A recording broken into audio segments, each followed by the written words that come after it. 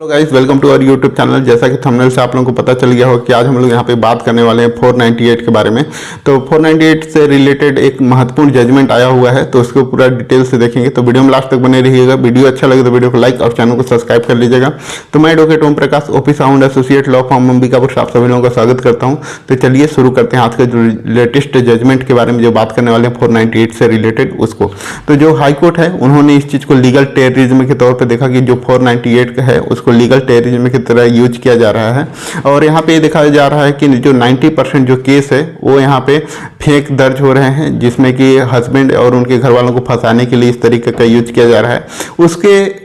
उसी के कारण यहाँ पे जो जेन्युइन केस हैं 10%, उसमें भी उनको रिलीफ अच्छे से नहीं मिल पा रहा है, क्योंकि उनका जो ऑब्जर्व करने का तरीका वो ये देख रहे हैं कि जो ये केसेस है फर्जी तरीके का है इसके आधार पे। ठीक है, तो इसी चीज़ को यहाँ पे डील करते हुए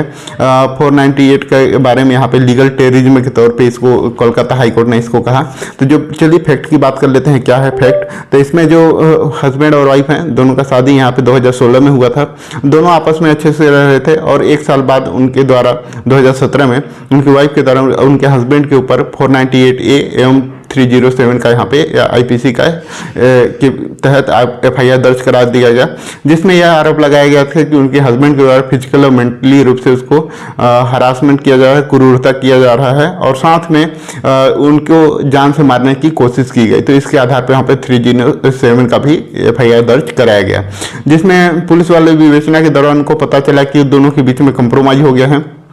हस्बैंड वाइफ के बीच में समझौता हो गया और दोनों एक साथ रह रहे हैं। उसके बाद कुछ दिन बाद यहाँ पे लगभग 2 महीने के बाद उनकी वाइफ के द्वारा फिर से एक दूसरा रिटर्न शिकायत किया जाता है, लिखित में FIR दर्ज कराया जाता है कि उनके हस्बैंड और उनके पेरेंट्स के द्वारा, ठीक है, इसके ऊपर इस तरीके का मतलब हरासमेंट किया जा रहा है। 498, 506 और 406 आईपीसी के तहत इनको यहाँ पे FIR दर्ज कराया जाता है, जिसमें यह आरोप लगाया जाता है कि उनके हस्बैंड और उनके घर वालों के द्वारा उनके ऊपर हरासमेंट किया जा रहा है और वहाँ पे क्रूएल्टी की जा रही है, ठीक है, फिजिकली और मेंटली रूप से। तो यहाँ पे पुलिस द्वारा FIR दर्ज किया और यहाँ पे इन्वेस्टिगेशन करने के बाद उनके द्वारा एक जो चार्जशीट है उसको कोर्ट के सामने फाइल की गई, जिसके बाद यहाँ पे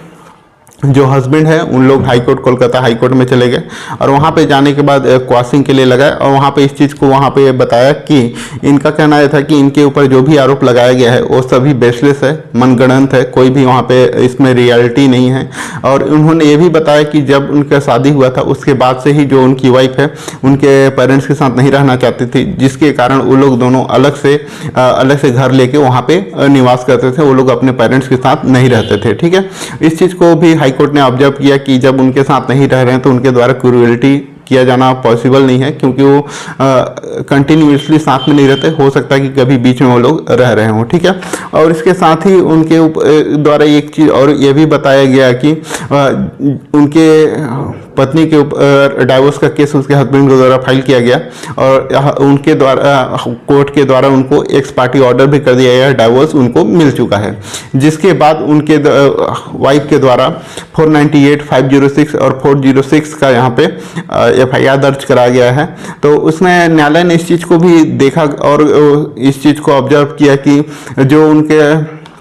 हस्बैंड के द्वारा डाइवोर्स लेने के बाद जो उनके पत्नी के द्वारा बदले की भावना से इस तरीके का FIR दर्ज कराया गया है, जो कि उसके हस्बैंड के खिलाफ ही नहीं बल्कि उनके पेरेंट्स के खिलाफ भी इसको FIR दर्ज कराया गया है। जिसके बाद वो वहाँ पे जो न्यायालय है उन्होंने यहाँ पे हाईकोर्ट ने इस चीज़ को कहा कि जो 498 है वो पहले महिलाओं की सुरक्षा के लिए उनके लिए यूज किया जाता था, बट अभी जो महिलाएं हैं उनको लीगल टेररिज्म के तौर पे उसका यूज कर रही हैं, मतलब उनको दूसरे को फंसाने के लिए, उनको गलत तरीके से हस्बैंड और उनके घर वालों को झूठा फंसाने के लिए इस तरीके का ज़्यादातर यूज किया जा रहा है। तो यहाँ पे इस चीज़ को इसी के आधार पर जो न्यायालय है हाईकोर्ट, कोलकाता हाईकोर्ट, उन्होंने दोनों FIR को क्रॉस कर दिया दिया और यहाँ पे वो दोनों जो हस्बैंड है उनके घर वालों को यहाँ पे रिलीफ मिला। तो जो केस का नाम है यहाँ पे स्वप्न कुमार दास उर्फ Swapna Das and another versus state of west Bengal. इसका जो CRR नंबर है 2864/2018 और जो जजमेंट का डेट है 21/8/2023 को ये एकदम लेटेस्ट जजमेंट आया हुआ है। तो इस तरीके से आप लोग इसको यूज कर सकते हैं अगर चाहें तो। वीडियो अच्छा लगे तो वीडियो को लाइक करें, चैनल को सब्सक्राइब करें ताकि आप लोगों को इस तरह का अपडेट मिल सके। Thanks for watching.